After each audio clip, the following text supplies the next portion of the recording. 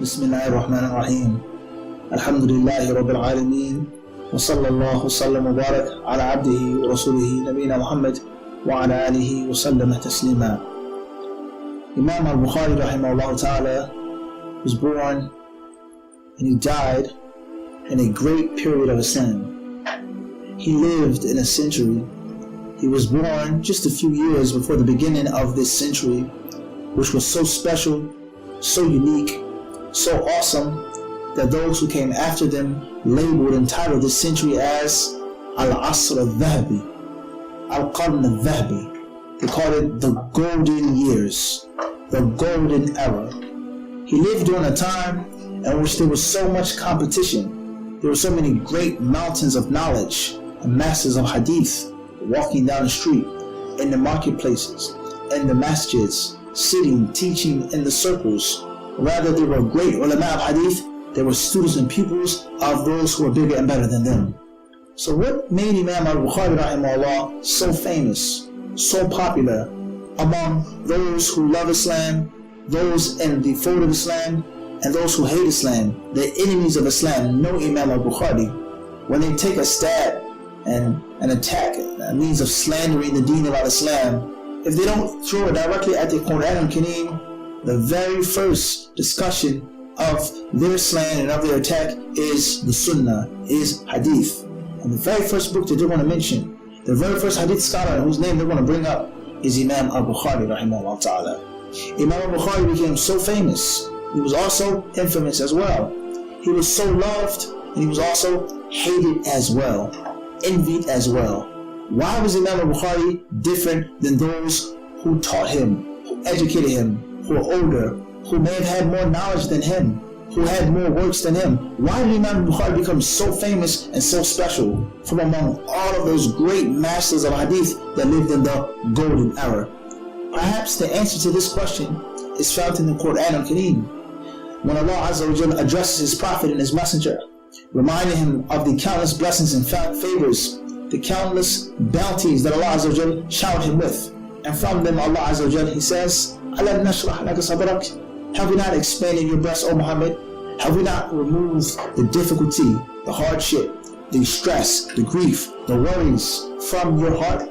Towards the end of the surah, Allah subhanahu wa ta'ala, He says, وَرَفَعْنَا لَكَ ذِكْرَكَ. Allah, the Sublime, the Exalted, He says in this surah, وَرَفَعْنَا لَكَ ذِكْرَكَ. And we have extolled your mention. We have gave you a high, lofty means of praise. So the Prophet sallallahu alaihi wasallam is high and he's lofty.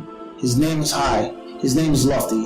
The Prophet sallallahu alaihi wasallam will enjoy fame and a great reputation from those who follow him and those who don't follow him. He's well known to all. Similarly, those who follow his footsteps, who walk in his path, who adopt his way, they will share some of that rif'ah or rif'at al-dhikr. Their names, their mention or mentioning will be extolled as well. And that is because those who learn, those who study, those who teach, those who pass on the hadith of the Prophet ﷺ among their people, among their peers, as if they are prophets or messengers among their people, because they're doing what Muhammad ﷺ did. قُلْ هَذِهِ سَبِيلِي أَدْعُو إِلَى اللَّهِ عَلَى بَصِيرَةٍ أَنَا وَمَنِ اتَّبَعَنِي وَسُبْحَانَ اللَّهِ وَمَا أَنَا مِنَ الْمُشْرِكِينَ. Allah commands the Messenger of Allah ﷺ to declare, to say, هَذِهِ سَبِيلِي, this is my way, my path, this is what I do. I do this and my followers do it as well. Calling to Allah subhanahu wa ta'ala, inviting Muslims and non-Muslims to Allah with knowledge and with insight. How perfect is Allah, and I have nothing to do with the mushrikeen. In other words, simple basic layman terms, those who learn hadith, study hadith, they're walking in the footsteps of Muhammad sallallahu alaihi wasallam. So if Muhammad enjoyed fame, if his name was extolled, if his dhikr was elevated, then those who follow him will receive a portion of it as well. Shaykh al-Islam ibn Taymiyyah, he said, إِنَّ اللَّهَ لَا يَرْفَعُ الْعَبْدَ بِقَدْرِ مَا يَرْفَعُ مِنَ السُّنَّةِ. Allah will extol the slave according to how much the slave extols the sunnah. Why was Imam Al-Bukhari different than those who taught him, who educated him, who were older, who may have had more knowledge than him? who had more works than him? Why did Imam Bukhari become so famous and so special from among all of those great masters of hadith?